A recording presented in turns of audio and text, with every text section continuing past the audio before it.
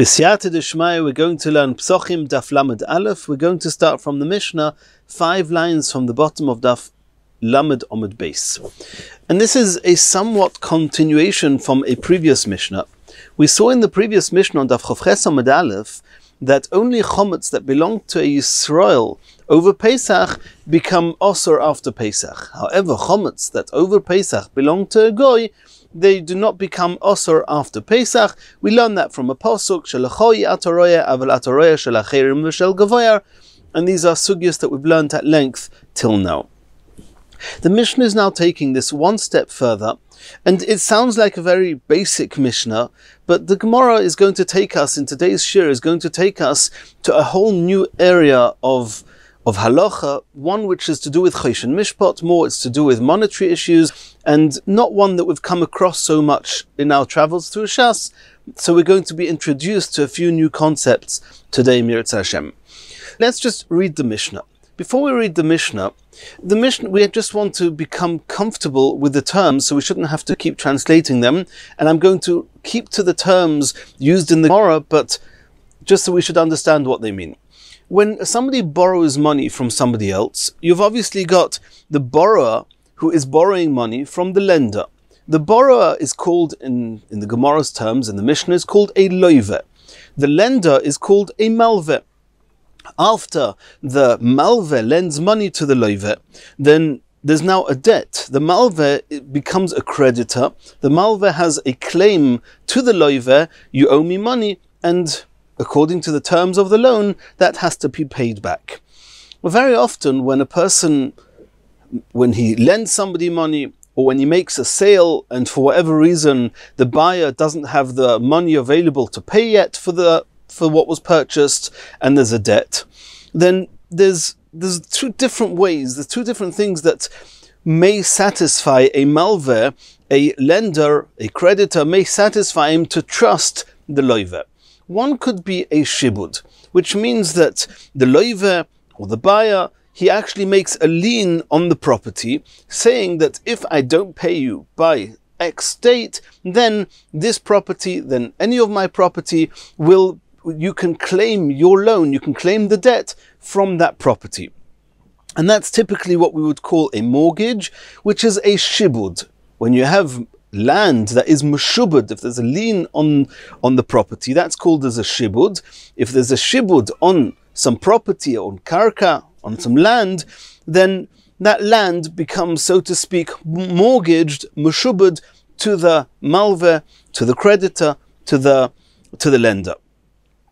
That sometimes a lender may say, I'm not happy just with the mortgage because I don't know what's going to come of this with time. I actually want you a security. I want you to give me something, an object, an item, give me something in my hand that will act not just as a mortgage, but as a security. And that's something we call a mashkoin.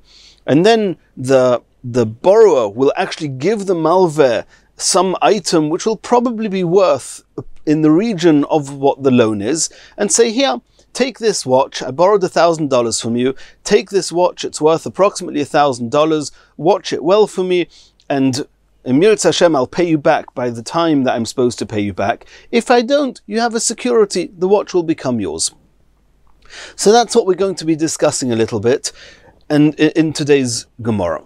And what we really have to discuss, what happens if you've got chometz, which acts, so to speak, as a mortgage. And, often a mortgage will be property, but what happens if a person borrows money and the borrower tells the lender, if I don't pay you back, then I have in my fridge, in my freezer, I have in my cupboard a loaf of bread, and that loaf of bread will become yours. What happens if chometz, if there's transactions being done between a Yisrael and a goy, and over Pesach, there is chometz that actually is serving as a mortgage, so to speak, to either it's chometz that belongs to Yisrael and is mortgaged to a goy, or it's chometz that belongs to a goy and is mortgaged to Yisrael over Pesach. then what's the halachic status of mortgaged chometz? Do we say that since the chometz belongs still to the borrower, it's just mortgaged to the lender, therefore it has the status of chometz of the borrower? Or do we say no? Since it's mortgaged to the lender, and the lender may well end up claiming his debt from this with this chometz, then we assume this chometz to have the status of the lender. What's going to be if chometz is not just a mortgage over Pesach, it's actually a mashkin, it's a security from a Yisrael to a Goy, or from a Goy to a Yisrael? The same question is going to arise. That is going to be the contents of today's shiur. Says the Mishnah, Nochri shehilve es Yisrael al chemtzoi. You have the malve, which is the lender, is the Goy, and he lends money to a Yisrael al chemtzoi, that the chometz of the Yisrael actually is going to serve as a type of a mortgage for this loan. Then achar Pesach mutter behana. Then after Pesach, this chometz is mutter behana. That means even though this chometz actually belonged to the Yisrael, it was mortgaged to the Goy over Pesach. Then after Pesach, this chometz is actually mutter. We're going to have to understand why, but the chometz is mutter. V'Yisrael shehilves nochri al chemtzoi. If you have the opposite case, where you have chometz that actually belongs to the Goy, and it was Yisrael that lent the Goy money, and the chometz of the Goy was a meshubad, was a type of mortgage to the Yisrael, then achar Pesach, Osur b'hana, then this chometz is considered as if it was chometz that belonged to Yisrael after Pesach. That's the Mishnah. Let's see the Gemara inside. Itmar. And the Gemara is going to start with a seeming unrelated discussion. Obviously it is related. And the Gemara on Daf Lamed Aleph Amud Aleph is going to come back to our Mishnah and see how we can understand our Mishnah based on the following machlokes between Abaya and Rava. Now Abaya and Rava are going to discuss the following. If on Rosh Chodesh Nisan, Ruvain lent money to Shimon, and Shimon said to Ruvain, I've got a mortgage, I'm going to give you I'm being meshabed, I'm making a lien on property, or it could be not property, whatever it might be, I'm making a shibud, and I'm dedicating a certain item to be mortgaged for this loan. And then on Rosh Chodesh Iyar, a month later, Reuven is supposed to be paying back Shimon the loan, and he doesn't pay. And on Rosh Chodesh Iyar, Shimon then takes that mortgaged item and he claims his debt with it. That becomes the payment for the debt. The question is, do we assume this object, if it's the property or whatever it is, this object, this mortgage, as belonging to Shimon already from Rosh Chodesh Nisan? It was Rosh Chodesh Nisan that Reuven gave Shimon money, and Shimon mortgaged this item to Reuven. Now, since it transpires that Shimon didn't pay back the loan, and Reuven is actually going to claim the debt, do we say, since the debt actually started, it happened on Rosh Chodesh Nisan, it's as if the mortgaged item was mine, was Reuven's already from Rosh Chodesh Nisan? Or do we say no? Shimon may well have paid you off in the meantime with money, and then this mortgaged item would have stayed with Shimon. So even if it transpires that Shimon doesn't pay, and Reuven ends up claiming his debt from this shibud, from this mortgage, then it's only from this point and on that we associate this object to Reuven. Until then, it belongs to Shimon. That's going to be a machlokes Abaya v'Rava. Itmar, Baal Choiv, a creditor, a malveh, a lender. Abaya Omar lemafreyahu goiva. Abaya says that if he claims from this mortgaged item, it's as if the item was his right from the beginning, from the date of the loan itself. Rava Omar mikanu labo goiva. Rava says no. Rava says it's only from the point that he actually claims his debt from this, with this item, only from that point on, it belongs to the malveh. And the Gemara says there could be two differences between who does this object belong to, between Rosh Chodesh Nisan and Rosh Chodesh Iyar. This item, who does it belong to? According to Abaya, it belongs to Reuven. According to Rava, it belongs to Shimon. The question, and the difference could be, what happens if Reuven were to take this item and say, I want this item from now on to become hektish, to belong to the Beis Hamikdash, or I want to sell this item to somebody. I want to sell this item to Levi. It's a bit of a risky business because this item may never come to you, Reuven. But Reuven says, yeah, I know, but it might come to me. And in the event that it comes to me, I want to make a sale and sell it now, sometime between Rosh Chodesh Nisan and Rosh Chodesh Iyar, I want to sell it to Levi.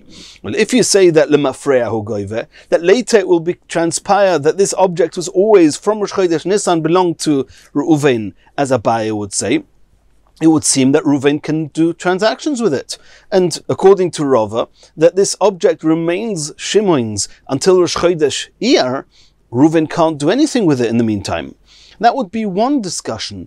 Another discussion would be, how about if Shimon wants to do a transaction with it? We would have thought the same applies. According to Abaya, Shimon cannot do anything with this object after Rosh Chodesh Nisan, because it may well transpire later that Reuven is going to claim his debt with this object, and Lemafreyahu Goiver, from Rosh Chodesh Nisan, it's already associated to Reuven. Shimon from Rosh Chodesh Nisan is no longer the owner. He cannot do anything with it.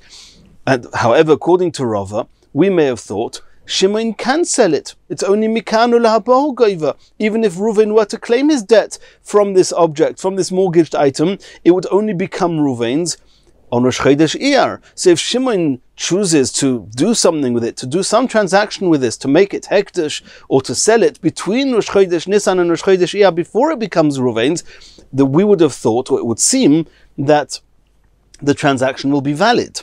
So the Gemara says that's not completely accurate. The Gemara says, Kol heicha de'aktish loive v'zovin loive. Regarding Shimon, irrespective of whether this item is going to become or be called Reuven's from Rosh Chodesh Nisan or from Rosh Chodesh Iyar, whichever way you hold it, the Shimon himself is restricted. He cannot do transactions with it, even if you say, like Rava says, that it will always only ever become Reuven's from the date that he claims his debt with this object, but until then it belongs to Shimon, but Shimon does not have full control of it, just by virtue of the fact that there's a lien on this object, on this property, wherever it is. Then it is the very fact that it's mortgaged to Reuven already restricts Shimon. So the Gemara says that if Shimon, the borrower, is the one who's going to make this item hektish, or if Shimon wants to sell this object, everybody agrees that he has no rights to do any such transaction. Then when Rosh Chodesh Iyar comes along, even according to the opinion, like Rava says, Mikano lahabo goive, that this object will only ever become Reuven's on Rosh Chodesh Iyar when he claims this object, and if Shimon sold or made hektish this object before Rosh Chodesh Iyar, Reuven can come along and v'torif and collect this item from whoever Shimon chose to sell it to. Even though Mikanu Labao Goive would only ever become Reuven's now, but it's mortgaged to him. Since it's mortgaged to Reuven, Shimon had no right to sell it. And the same applies if Shimon chose to make this object hektish.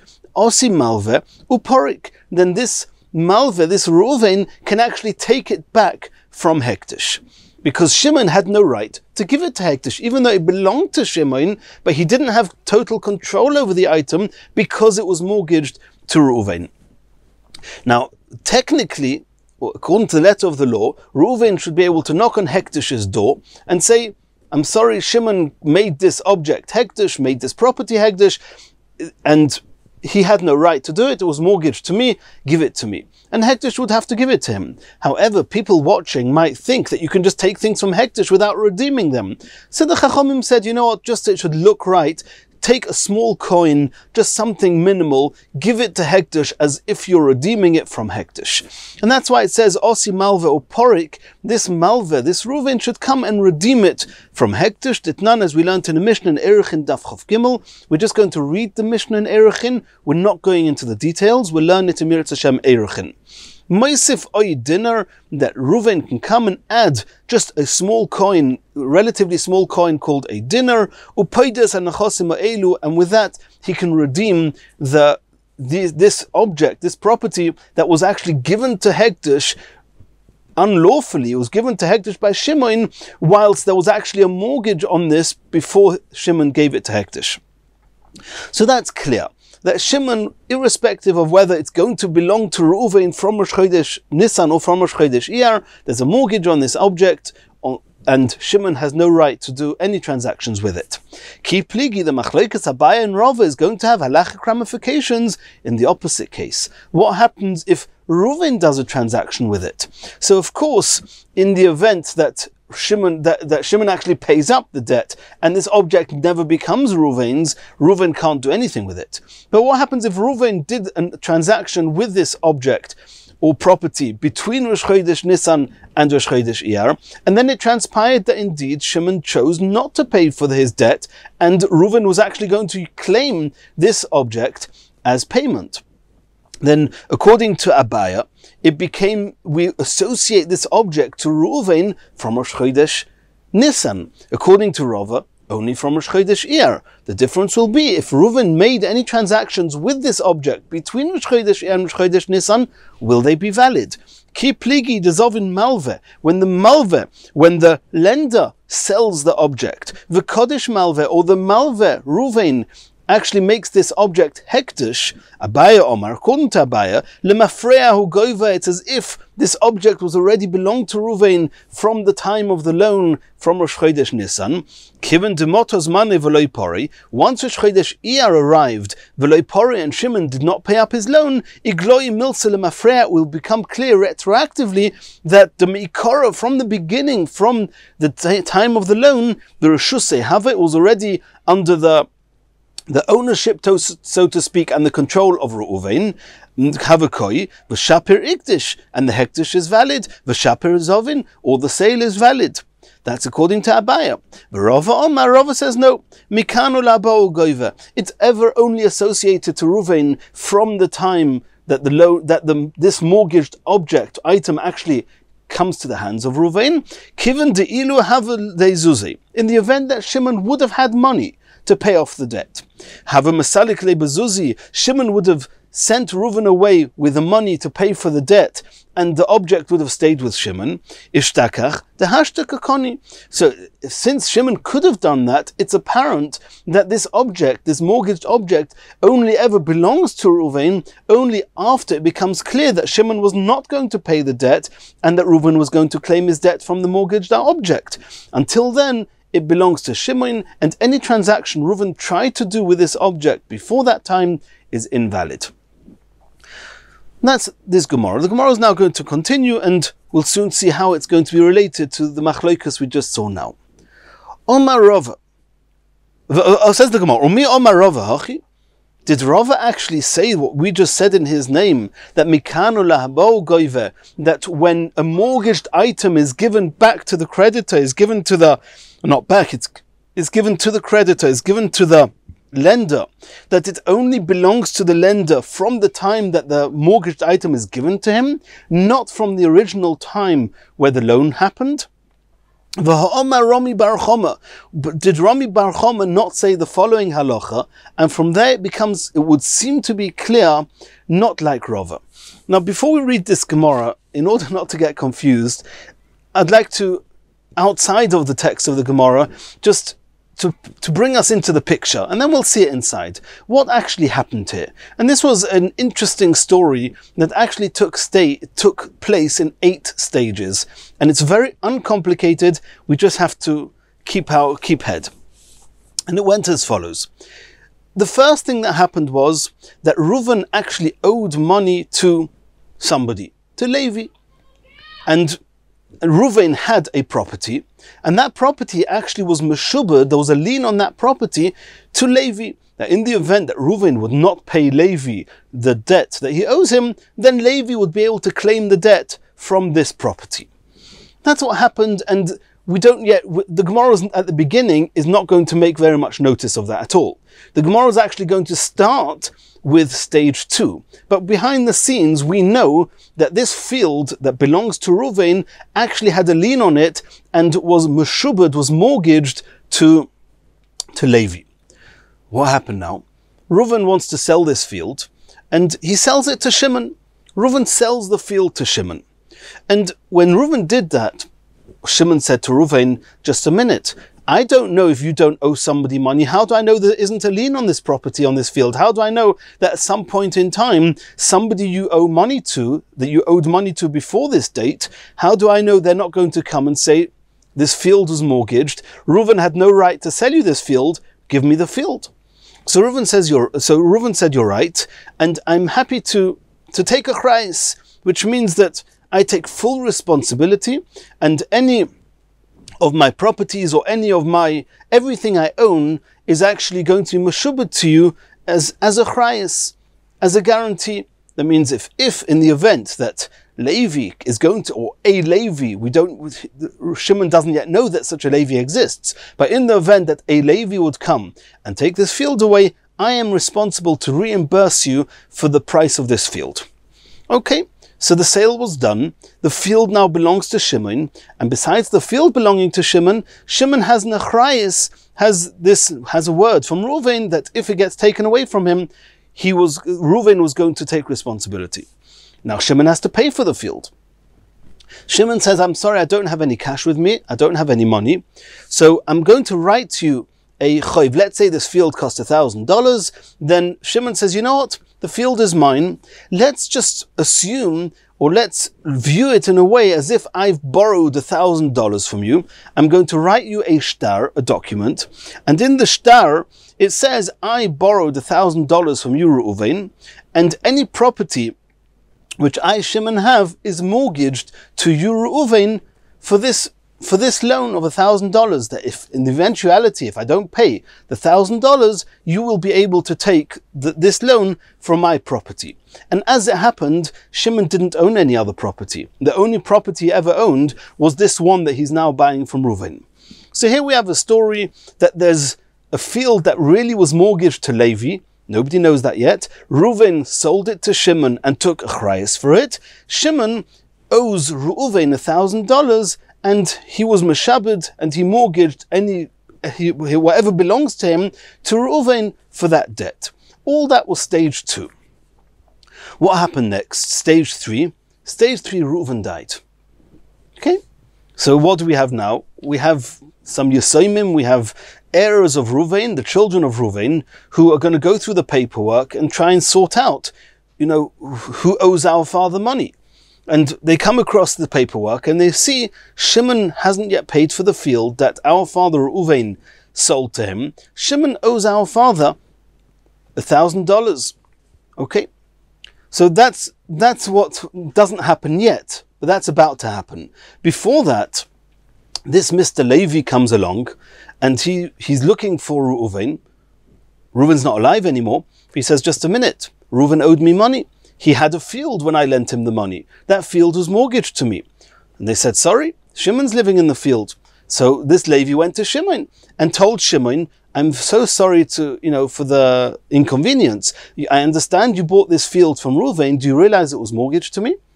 Give me my field back. It's not yours. You have an issue. Reuven took a chayes for it, took responsibility for it. Go work it out with Reuven. Reuven is not alive anymore. Work it out with his kids. Or we'll soon see his kids actually, since Reuven didn't leave any other property over, then the kids will say, I'm sorry.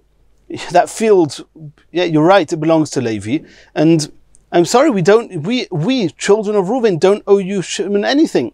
Any cash that's left around is ours. Any shibud, any mortgage or anything that my father owes, as far as would only be valid on properties he left over. He didn't leave over any properties, and therefore we are not responsible to pay for his achrayis that he took for this field. And I'm sorry for you, Shimon, and that's the end of the story. What actually happened here? What happened was that Shimon did not want to let go of the field. So he said to Levi, Levi, the field cost $1,000. I want to keep the field. Reuven owed you $1,000 here. I'm paying you $1,000. And in the back of our minds, it sounds like Shimon did something very sensible. Shimon was saying to himself, I owe Reuven $1,000 for paying for this field. Well, this field didn't belong to Reuven, it was mortgaged to Levi. It belonged to him, but it was mortgaged to Levi. Levi's taking it away from me. The $1,000 that I owe Reuven, I'll give it to Levi, and end of story. If anyone comes to claim the field, if the children of Reuven then going to come and ask me to pay for the field, I'll say, I'm sorry, this field was mortgaged to Reuven. I paid Reuven what your father Reuven owed Levi, and the field stays with me. And that's what happened. Shimon paid out of pocket $1,000 to Levi. What happened next was that the children of Reuven, they were Talmidei Chachamim, and they realized that, just a minute, it's true that my father owed Levi money, owed Levi the field. It's true, but when my father died, when Reuven died, there was no properties left over. As far as us Yisoimim are concerned, as far as us, the children of Reuven are concerned, we are not required to pay out of pocket a debt that my father owed Levi. So the children can say, I don't understand. You, Shimon, why did you pay up that debt as if you're paying it on our behalf? So we wouldn't have had to pay for that for Levi. If Levi would have come to us and say, your father Reuven owes money, we would say, I'm sorry, he didn't leave over any properties. We don't need to pay you cash. You, Shimon, took cash and paid Levi. I'm sorry, it wasn't on our behalf. We were not required to do that. But what we do know is that you, Shimon, owe my father $1,000. You have to pay that up. The fact that you paid cash to Shimon, well, that was cash that we didn't have to pay. So you didn't pay it on our behalf. So the $1,000 you owe us, give to us. And now Shimon is left in this predicament. What now? So Shimon, on the one hand, he can say, well, your father, if Levi would take that field away, which he did, this field was mortgaged to Levi. So there's an achrayus. There's responsibility that Reuven has to pay Shimon. And that's one thing. And there's another thing that Shimon paid this Levi the $1,000. And the children of Reuven are saying that both of those aspects doesn't bother us. The fact that Levi is owed money, as far as we're concerned, children of Reuven, cash is, we are not required to let go of any cash to give to Levi. You paid in cash. So now you're going to say that my father has responsibility to you, that if the field gets taken away, well, in the same way as we children of Reuven are not responsible to pay Levi back with cash, and our father Reuven didn't leave over any property, we're saying the same to you, Shimon. We're very sorry my father took responsibility, Levi took your field away, and now, yes, indeed, my father owes you $1,000, because he took responsibility for it, but he didn't leave over any properties with which to pay the $1,000, and to pay you cash, again, the same thing applies. Children of somebody who owes money do not need to pay cash. They only have to pay from properties that are left over. So now Shimon is going to be left with nothing. He would have lost his field. He's lost his $1,000 which he gave to Levi, and now he's going to lose another $1,000 because he's going to have to pay for the field to the children of Reuven. What do we do now? So the Gemara says, if Shimon is a Talmud Chacham, if Shimon is clever, this is what he'll do. He'll try and arrange that Reuven, even after his death, let's try and work it out that Reuven has property. If Reuven has property, then Shimon can claim from the children of Reuven, just a minute, your father took responsibility to pay me for this field in the event that it would get taken for Levi, in the event that it was mortgaged, and it transpired that it was mortgaged. And you children of Reuven are only exempt because you're claiming that the father didn't leave over any property. I'll arrange for it that your father had property. How are you going to do that? Shimon is going to say to the children of Reuven, I'm so sorry, I don't have available cash. I have this field. I'm going to pay back the loan that I owe your father with a field, with property. Here you go. Instead of giving you $1,000 for the field, I'm giving you a field. I'm giving you a field. Now I'm paying. Why am I giving you the field? To pay back your father. So it's as if your father now has the field. Your father has a field. He's taken responsibility that if the field was mortgaged, he was going to give me back my $1,000. Give me the field back. And that way, he will not have to pay, he will not lose the second $1,000. That's what the Gemara says. Now, there's two ways of understanding how this trick works. Either According to Abaya, it works like a charm. When Shimon gives the field back to the children of Reuven, this field was mortgaged to Reuven because everything of Shimon's was mortgaged to Reuven when he had to pay for that field and didn't have money to pay. So he's now taking a mortgaged field and giving it back to the children of Reuven. According to Abaya, when a mortgaged item is given back to a creditor, so to speak, it's viewed as belonging to the creditor from the time of the debt, from the time that the loan was made. Wonderful. Here's the field. Lemafreahu goiva, says Abaya. It's as if your father had this field. Your father had this field, then his field was meshubed back to me, Shimon, because he took responsibility that if the field that he sold me was mortgaged, he was going to pay me back, give it back to me. It works like a charm. According to Rava, however, we have a challenge. Rava says, Mikanu labo goiva. If you're paying back the father, it's not as if this field belonged to the father back from then. No, it's only from now. Now the father's not alive. So you're just giving the children of Reuven, you're giving the children of Reuven a field that you owed his father. But it's not considered as if Reuven had the field. If it's not considered as Reuven had the field, what do you gain? How can you claim that field back from the children of Reuven? They don't owe it to you. So that's going to be a proof the Gemara is going to bring from this story. It must be like Abaya lemafreahu goiva. But the Gemara is going to answer no. The Gemara is going to answer that there's another issue, another topic, and that is something called shibuda de Reb Nosson. That if I owe you money and you owe somebody else money, instead of me paying you and you paying somebody else, I can go directly to somebody else and pay him. So if I have something mortgaged to you and you have a shibud to him, then this field, in the same way as it's got a lien on this field or lien on this object to you, it's also mortgaged to the person you owe money to. I can give it straight to that person. That person can actually come and claim it straight from me. And more details of these halachas we're going to learn later on in Shas, but there is such a concept. If so, what's happening here is Shimon can really say to the children of Reuven, listen, this field was mortgaged to your father. You're right. But your father also had a mortgage to me. He didn't have any properties. But in the same way as I owed your father for the field, your father owed to me for the responsibility he took in the event that the field he sold me was mortgaged. So instead of, and there it's, even if you don't say lemafreahu goiva, there it doesn't matter how the dates work here. If A owes B and B owes C, then A can go straight to C. Over here, Shimon can say that with this concept of shibuda de Reb Nosson, then I owe your father owes me, so to speak, this field is mortgaged to me. I'm just keeping it. And that's how it works. Even Rava would agree with that. And that's how the Gemara is going to disprove the refutation against Rava with this story. Now that we've seen all that, it will be safe sailing. Let's see the Gemara inside. Umi Omar Rava Hochi.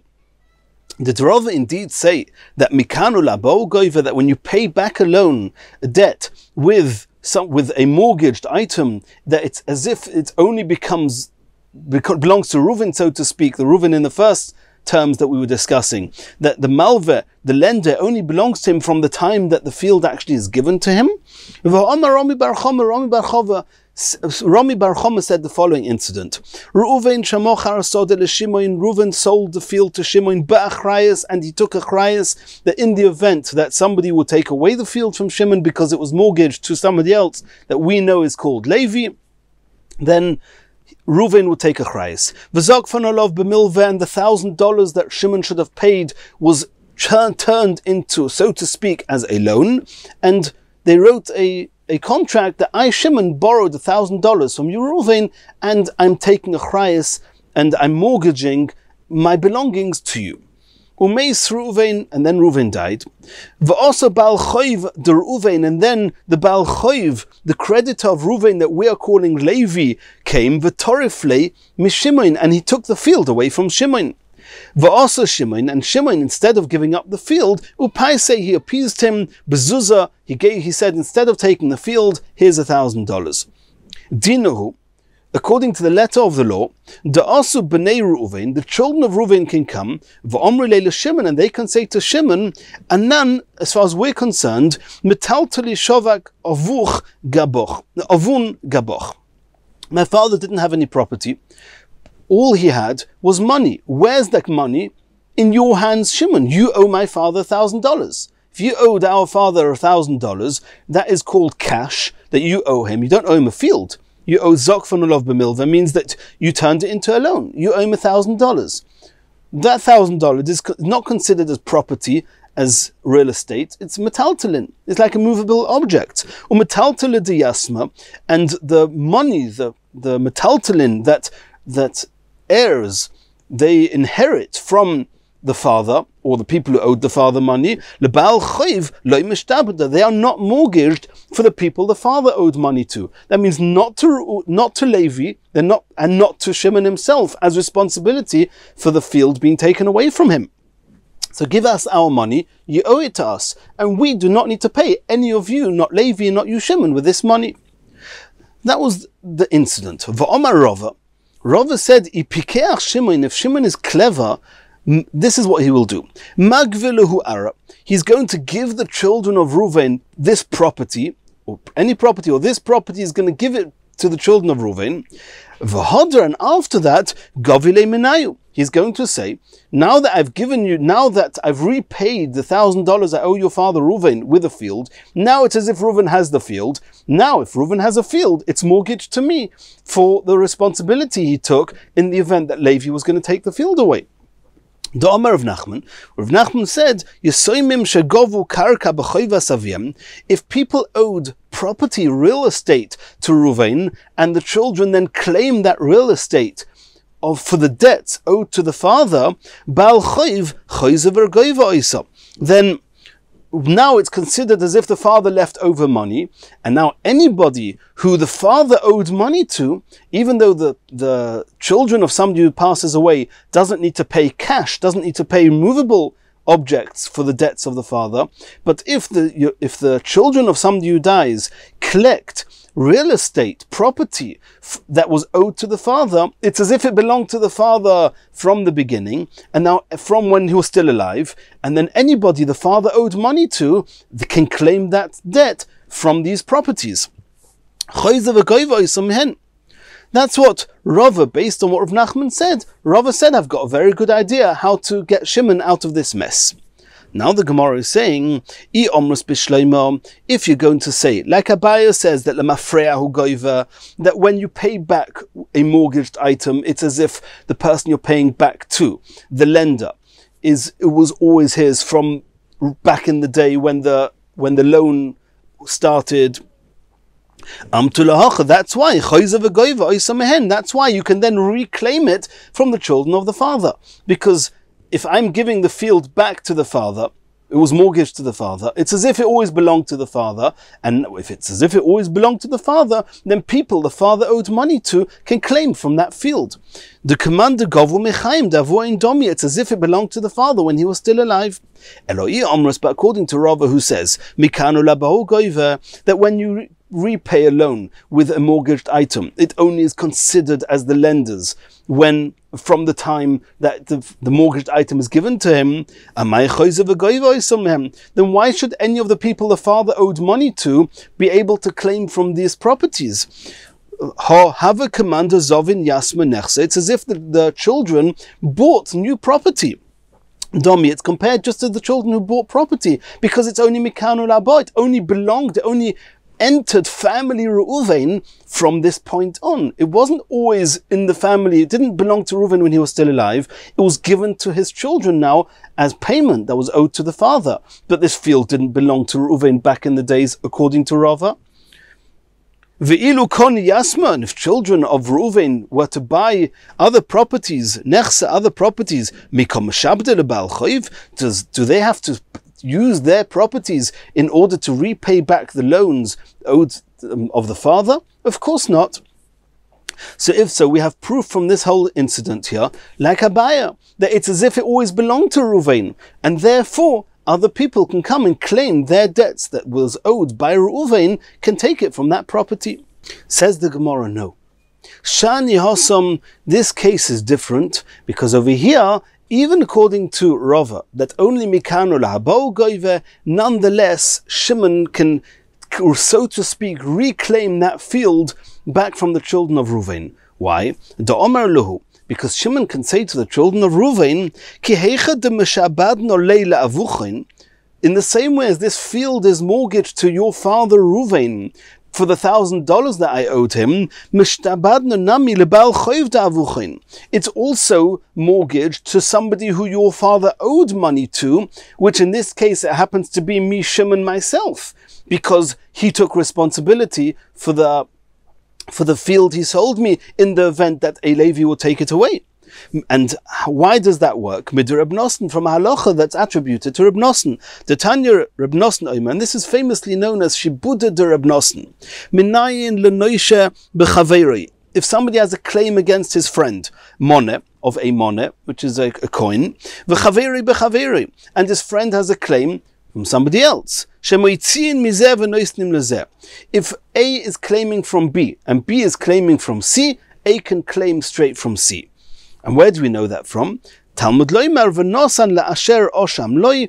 And again, we're not going now into the details of how we learn it from this pasuk, but from this pasuk we learn that when I am repaying a debt, I can repay it to the person who I owe money to owes money to.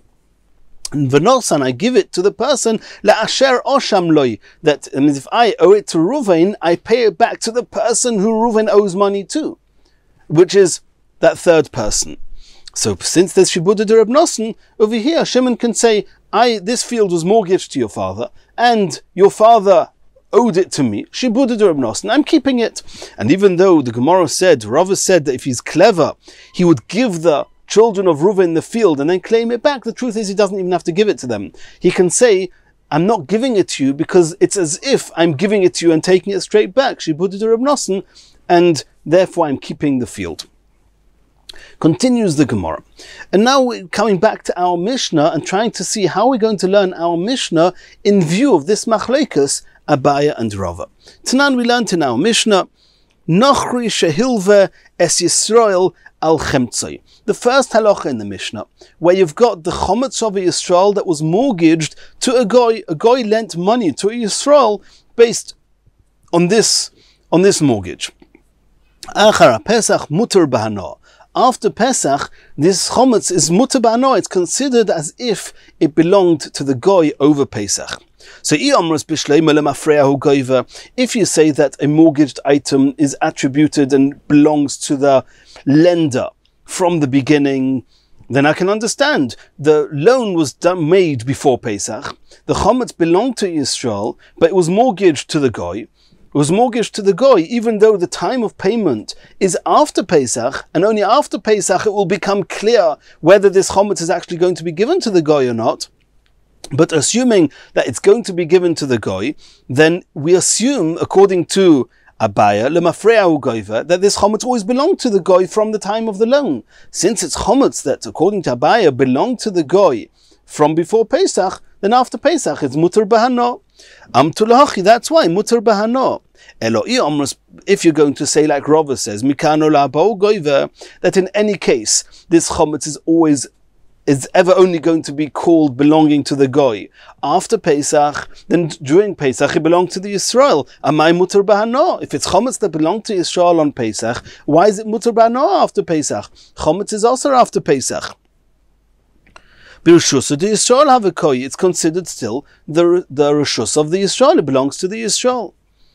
Answers the Gemara, you're right. The whole Machlekes Abaya and Rava is only regarding a mortgaged item. A mortgaged item that it's not in the property of the goy, it's a Yisrael's chometz, and it may be in the home of the Yisrael. It is in the home of the Yisrael, it's just mortgaged to the goy. There you have a Machlekes, who does mortgaged items belong to the borrower or to the lender? However, over here we're talking about that the chometz was actually deposited to the goy. It was deposited, and now it's left the status of being merely a mortgaged item. It's now become a security. It's become a mashkan. A mashkan is something else. A mashkan of Yisrael that was given to the goy as a security belongs to the goy. It's called chometz of a goy. We'll soon see that exactly how that works. Is a goy koina a mashkan that comes from a Yisrael? We're going to see later in the Gemara on Amud Beis that it's not completely accurate, and there's one added condition that we need here, and that is that the conditions that were made between them is that in the event that the loan doesn't get paid, in the event that the Yisrael does not pay back the goy the loan, then they make a clear statement saying that this mashkan, this security, should belong to you from now, from the time of the loan. That's going to be an added detail that's going to become apparent later in the Gemara. But at this point in the Gemara is saying that our Mishnah has nothing to do with the machlokas Abaye and Rava, because Abaye and Rava are talking about mortgaged item, not mashkonos, not securities. Asks the Gemara, we're going to bring a brisa, and from this brisa it would seem that there's two Tanoim arguing exactly on this discussion. Do we say lemafreahu goiver with a mortgaged chometz, or do we say mikanu labo goiver? And this is always a question. We don't like a machlokas Tanoim being identical to a machlokas Amiroim. What do we see in the brisa? Yisrael shehilva lenochri, which means this was a goy's chometz, that an Yisrael lent money to the goy, and the mortgage, or that would be mortgaged for this loan, is chometz belonging to the goy. Al chemtzoi, with a mortgage of a goy's chometz, la'achar Pesach einoi over. The Tanna Kama say, as we saw, well, not really. This is a similar case to the second half of our Mishnah.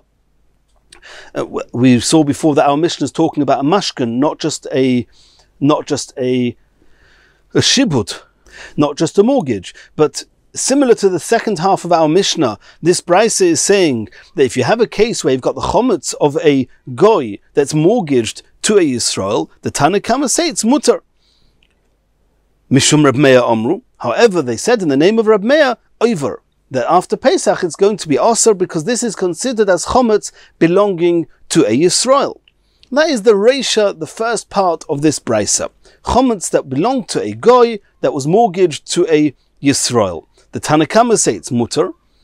It's as if it's a goy's chometz, and Rab Meir says it's Aser. My love, can we not assume? This is what they're arguing about. The Marasova, Rab Meir, who says it's Aser, he holds lemafreahu goiver, that since it was mortgaged to the Yisrael, then it's considered the Yisrael's right from the time of the loan, which was before Pesach.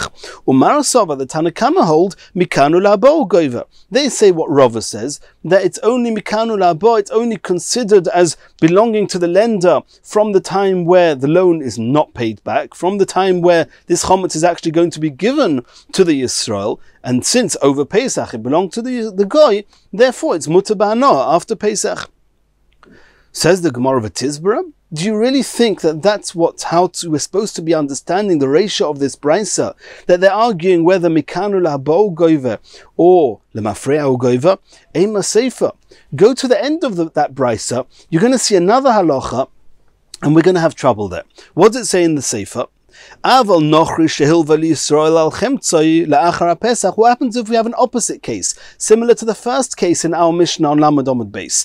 If you have chometz belonging to a Yisrael, and it was mortgaged to a goy, the loan took place before Pesach, and the time to pay back is after Pesach. There, divrei hakol over, everybody says that it's considered as if the chometz belongs to the Yisrael. And here we have an issue. If you say that the Tanna Kama and Rab Meir, in the beginning, where we're talking about a goy's chometz mortgage to Yisrael, you say that the Tanna Kama say mikanu lahabo goiver, and that's why it's mutter, because till the date of the loan, till the date where the loan was supposed to be paid back, it belongs to the goy. And Rab Meir says lemafreahu goiver, and that's why in the ratio it was aser.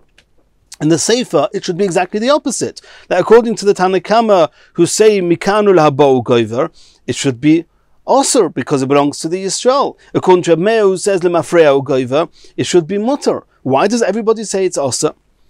The Sefer should have just been a reverse of the Reisha. Lemanda Omar Hossam, the opinion, the Tanakama who said in the Reisha of the Braisa, Einoi over, that in the case where it was a Goy's Chometz that was mortgaged to Yisrael, he's not over because we say, Mikanu Labo Goiva, Hacha should say over here, that he is over because Mikanu Labo Goiva. And Lemanda Omar Hossam, and according to Rabbi Meir, who says in the Reisha, that over, that it's also because we say Lemafreau Goiva, Hacha Einoi over. Over here in the case where it's the Yisrael's guy, if you say Lemafreau, Yisrael's Chometz mortgage to the guy, over is not over because Lemafreau Goiva, and from before Pesach it already belongs to the guy. And why does everybody say it's Aser? So it must be the Machlokas Tanekama and Rabbi Meir is not regarding the status of a mortgaged item. It's not the Machlokas Abai and Rava. Elo, what are they arguing about? We're talking about not a mortgaged item, we're talking about a security. We're talking about We're talking about that in this brisa, the chometz that we're discussing was actually deposited with the lender, and there it's very different. Once it's deposited, we have a whole new machlekas. It's not mikanu la'abo goiva or lamafreau goiva. It's a new discussion. Baal choiv koine mashkin or not koine mashkin? Is a Baal choiv a creditor who has deposited in his reshus, in his home, he has a security that was given to him by the borrower, by the person who owes him money? Do we say, in the event, at least in the event that it's going to transpire that he's not going to pay back, but do we say that this item is considered as being koine, as being acquired already by the lender, and then it's considered as if it's his right from the beginning, from when he actually received the security into his hands? Or do we say no? And if that's going to be the discussion, then it's nothing to do with the Machlokas Abai v'Rava, but we still have to understand why in the Brisa should there be a difference between whether a Goy's Chometz is a security, is a mashkin in a Yisrael's Rishus, where there you have a Machlokas Tanakama and Rabbi Meir. That according to the Tanakama it's mutter because the Yisrael was not koina the chometz, and according to Rabbi Meir it's also obviously the Yisrael was koina the mashkin. And in the Sefer where a Yisrael's chometz is given as a security to a goy, there everybody says osir, everybody says he's not koina. We still have to understand that, and that's what the Gemara is going to explain now. That in the subject of Baal Choiv koine mashkin, a goy is never koina a mashkin of a Yisrael, and therefore in the Sefer everybody says that it belongs to the Yisrael.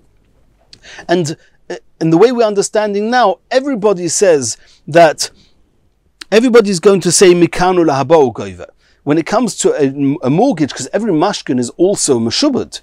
It's also a mortgage. It's just much more than that. It's been deposited. It's already a mashkin. So from now we're assuming that everybody holds mikanu lahabo goiva. That means this brisa, everybody in this brisa holds that as far as the mortgage is concerned, it's mikanu lahabo. However, since it's already a security, that's a shayla. It could be that the person, the creditor, who's holding this mashkin, that he's actually been koina. So we're going to see that a goy is never koina mashkin from a Yisrael. And then we understand the sefer of the brisa. If a Yisrael's chometz is used as a security, as a mashkin given to the goy is not koina it. It belongs to Yisrael. Everyone says it's aser. In the Reisha we're talking about a goy's chometz is a mashkin given to Yisrael. There's going to be a machlokas whether a Yisrael is koina a mashkin from a goy or not. When a goy gives a mashkin to Yisrael, is it a kinyan? Is it not a kinyan? According to the Tanakama who say it's mutter, they say that Yisrael was not koina it, and therefore it's considered as chometz of the goy, and therefore it's mutter after Pesach. According to Rabbi Meir, a Yisrael is koina a mashkin from a goy. A Yisrael from a Yisrael, if a Yisrael gives a mashkin to another Yisrael, there we always say Baal Choiv koina mashkin. Let's see that inside. But we're talking about a mashkin that was deposited in the home of the Baal Choiv, of the creditor, of the lender. The kamiflegi b'd Rabbi Yitzchok, and they're arguing regarding the halacha of Rabbi Yitzchok. The Omer Rabbi Yitzchok, minayin Baal Choiv shekoine mashkin. A regular Yisrael gives a mashkin to another Yisrael. The second Yisrael, the one who's holding the mashkin for the duration of the period of the loan, he's koine the mashkin. Shenema, it says in the pasuk, if you have a poor man who borrowed money from you, and he gives you his coat or his bedding that he needs in the night to warm him up, but he's got no choice, he needs to borrow money. He borrows money and he gives you his night, what he needs in the night, he gives it to you as a mashkin. It says that if this poor man comes to you and asks to give it back to him, in the night, you have to give it back to him. It's going to be viewed as if you've done a very righteous deed by giving this thing back to the poor man, even though it's a mashkin, it's a security that belongs to you, and to secure the loan that he owes you, and nonetheless you're giving it back to him, so he shouldn't be cold at night. That's considered a tzedakah, a very charitable move. The pasuk actually says, "Hoshiv toshiv lo yezor," avoid giving back his mashkin, kavoy hashemesh, when nighttime comes, v'shochav b'salmosoi, and he'll be able to sleep in his garments, uveirachacha, and you will be blessed by Hashem, u'lochot tiyeh tzedakah, it will be considered a tzedakah, lifnei Hashem elokecha. So the Gemara says, Im einoi koine mashkin, in the event that somebody who receives a mashkin is never koine the mashkin, tzedakah minayin. Why is it called a tzedakah? Tzedakah means when you're giving a charity, I'm giving you something that belongs to me, it could be considered charity. So if we say Baal Choiv is not koine mashkin, then giving it back might be a mitzvah, but it's not tzedakah. Mikan, says Rabbi Yitzchok, from here we see the Baal Choiv shekoine mashkin, that a Baal Choiv is actually koine the mashkin, it's his. And if nonetheless, in spite of the fact that it's considered as yours, you're happy to give it back to him, so you shouldn't be cold at night, tzedakah, it's considered as a very charitable act. So it says Tanakama Sova. Now we're coming back to the Brisa. The Brisa of the Tanakama hold, Hanamili, when is it true that what Rabbi Yitzchok said, that Baal Choiv koine mashkin, Yisrael mi Yisrael? When you lent money to a Yisrael, and the Yisrael gave you a mashkin, and then you say you were koine the mashkin, and you have to give it back to him, you have the mitzvah, it's considered tzedakah. Avol Yisrael mi Nochri lo yikoni. But when I receive a mashkin from a goy, I don't need to give it back to him. I'm not koine it. There's no pasuk that tells me that even when I get it from a goy, I'm koine. And therefore Yisrael, who receives a mashkin from a goy, is not koine it. And therefore the Tanakama say in the Brisa, if a goy's chometz is given as a mashkin to Yisrael, it's considered as if it still belongs to the goy. And therefore after Pesach it's mutar. V'Reb Meir Sova, Reb Meir says kal v'chomer. It's actually a kal v'chomer. Yisrael mi Yisrael koni. If this garment belongs to another Yisrael, and nonetheless when he gives it to me as a mashkin, as a security, I'm koine it, Yisrael mi nochri lekoshkin. Of course, if this garment is given to me by a goy, it's even easier to be koine, that it should be considered mine. Logic would have said that it's more probable that a garment belonging to Yisrael should stay the Yisrael's. But if even a Yisrael to Yisrael is koine, of course, when a goy's object is given to Yisrael, he's koine. If he's koine, and that's Reb Meir in the Brisa, that says that if a goy's chometz is mortgaged to Yisrael, he says, Reb Meir says it's osa, because the Yisrael is koine not the mortgage, it's the security. The goy's chometz is a mashkin, the Yisrael was koine the mashkin, therefore it's osa after Pesach. Aval nochri shel ves Yisrael, if a Yisrael's object is given as a mashkin to a goy, al chemtzoi, that means a goy lends a Yisrael money, and the mortgaged item or the security, the mashkin, is chometz of the Yisrael. Achar Pesach, everybody says that it's still considered the Yisrael's because the goy was not koine. Hasam vaday nochri mi Yisrael lo koni, that a goy should be koine a mashkin given to him by Yisrael. Nobody would say that, and that's how we understand the sefer of the Brisa. Continues the Gemara, we're coming back to our Mishnah. Tanan, we learned in the Mishnah, Nochri shehilva li Yisrael al chemtzai. The first case in our Mishnah where the chometz of a Yisrael was used as a mortgage for a loan and given, or was mortgaged to a goy. Achar Pesach mutar b'hanoah. And we said that after Pesach, it's mutat bahana. It's considered as if the goy was koinit. And we already said that if you say like Abaya that lemafreahu goiva, we understood that. According to Rava that says mikanu lahabo goiva, why is it mutter? It's still considered the chometz of the Yisrael. So the Gemara said before, here hinu, we're talking about not just a mortgage, we're talking about security, we're talking about a mashkin. And the Yisrael's chometz was actually given to the goy as a mashkin. And therefore, even according to Rava, who says that mikanu labo goiva, when it's just a mortgage, in this case he'll be koina, and that's why the Tanna Kama says, since this chometz was deposited by the goy, it's mutter after Pesach. That's how we learnt the Gemara before on Amud Aleph. Now the Gemara is asking a question. It's true that according to Rava we were forced to say that the Mishnah is not talking about a regular mortgage. It's talking about security. It's not a shibud, it's a mashkin. But we just said now, we just saw now that the sefer of the Brisa we learned at the bottom of Amud Aleph says that a goy is never koina mashkin from the Yisrael. So if so, back to the ratio of our Mishnah, if the Yisrael's chometz is a mashkin by a goy was not koina that. It should be aser. The Mishnah says it's mutter. Says the Gemara lo ikoni, and we explained this before already, hada omar le me'achshav. The ratio of the Mishnah is not only talking about that it's a mashkin and not a mirror mortgage, but not only is it a mashkin, but there was an added clause, an added statement in the agreement, and that was me'achshav. That when they said that if, that means the goy said to the Yisrael said to the goy that if I don't pay you back, the Yisrael said to the goy, if I don't pay you back by such and such a date, then here's a mashkin and it should be considered yours from now, from when I'm giving it to you, which was before Pesach. So if you have a mashkin together with a statement, me'achshav, that I want it to become yours from now, everybody agrees that even a goy is koine the mashkin from the Yisrael. And however, in the sefer of the Brisa we were just learning about, where it says that if Yisrael's chometz is given as a mashkin to a goy, everybody says it's osa. There we say that he didn't say the words me'achshav, he didn't say that from now it's going to be yours, and then we said the goy is not koine a mashkin from Yisrael. Asks the Gemara, who told you that when you give a mashkin, when Yisrael gives a mashkin to a goy, that there's a difference between whether you say me'achshav or you don't say me'achshav? If you don't say me'achshav, a goy is not koine a mashkin. If you say that here's a mashkin, and if I don't pay you back, it should be yours from now, from when I'm giving it to you, then the goy is koine. You need some source for that. Says the Gemara de Tanya, this is from another Brisa.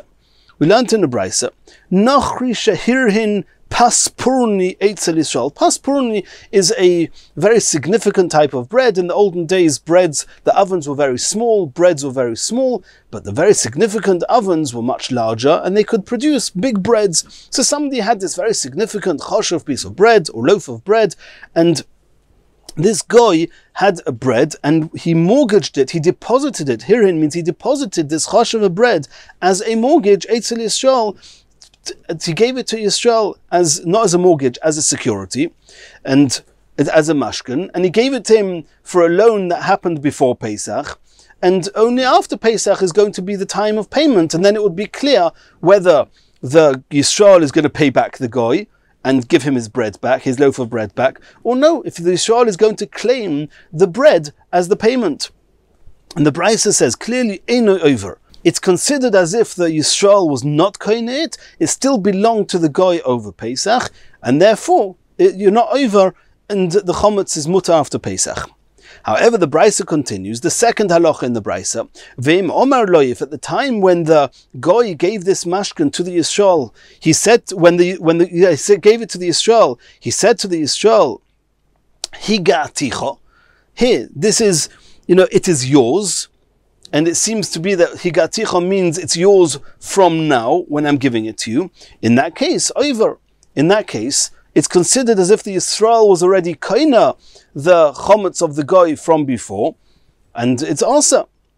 Asks the Gemara, Maishna Reisha or Maishna Sefer. What's the difference between the first halacha where he didn't say higaticha and the second halacha that he did say higaticha? If in the first halacha where he didn't say higaticha, it's Eino over because the Yisrael was not koina, obviously assuming that Yisrael is not koina mashkan from a goy. We saw before that it's actually a machlokas, and this is obviously going according to the Tanakama that Yisrael is not koina a mashkan from a goy. Then why, just because you say the word higaticha, suddenly it becomes aser? It's as if the Yisrael was koina. Elolav, it must be that the word higaticha is telling mishma mina shani heicha de'om alei me'achshav leicha de'lo alei me'achshav. The word higaticha here, it's yours, is so to speak saying it's yours from now. If it's yours from now, even in a case where without saying me'achshav it would not be koina, which we saw before is a goy being koina mashkin from Yisrael, now we're seeing even a Yisrael being koina mashkin from a goy, that if you say the words me'achshav, then you're always koina mashkin. Shma mino, that's the proof that there is a difference between whether you say me'achshav or you don't say me'achshav. Continues the Gemara, another somewhat related halacha, Tonu Rabbanon, Chanut shel Yisrael, if you have a shop belonging to Yisrael, Umelai shel Yisrael, all the stocks of bread and wine in the shop all belong to Yisrael, Upea lei nochrim, and the workers there are all goyim, Nichnasim l'sham, the goyisha workers are working there. Then chometz shenimtza sham achar Pesach, if you find chometz in this shop after Pesach, osur b'hana, we assume that they are part of the stock that belongs to the Yisrael, and then it's the Yisrael's chometz over Pesach, and it's osur b'hana after Pesach, and we don't assume that this is chometz that actually belongs to the workers, the non-Jewish workers that were working there over Pesach, and then it would be mutter. Of course, if it's osur b'hana, it's even going to be osur b'achila. Chanut shel nochri, if you have a shop belonging to a goy, umelai shel nochri, and all the stocks belong to the goy as well, upe'le Yisrael nichnosim v'yotzim l'sham, and it's Jewish workers that are going in and out of this shop, then chometz hanimtza sham achar Pesach, if you find chometz in this store after Pesach, mutter ba'achila, then one is allowed to eat the chometz. We assume it's part of the stock that belong to the goy over Pesach, and therefore you're even allowed to eat it after Pesach. And of course it's even mutter b'hana, and we don't assume that this is chometz that belong to the Jewish workers that were there, and the Jewish workers, if they have chometz on Pesach, it's osur b'achila and hana after Pesach. Continues the next Mishnah. Chometz shenofla olav mapoiles. If you had chometz and a ruined, collapsed, a wall, a building collapsed on top of this chometz before Pesach, hareyu k'mavur, then it's somewhat considered as if it's been already disposed of, as if it's been removed, and you can leave it there. That means there's no bal yiroy, there's no bal yimotze, it's out of sight, it cannot be reached, and that's it, it's fine.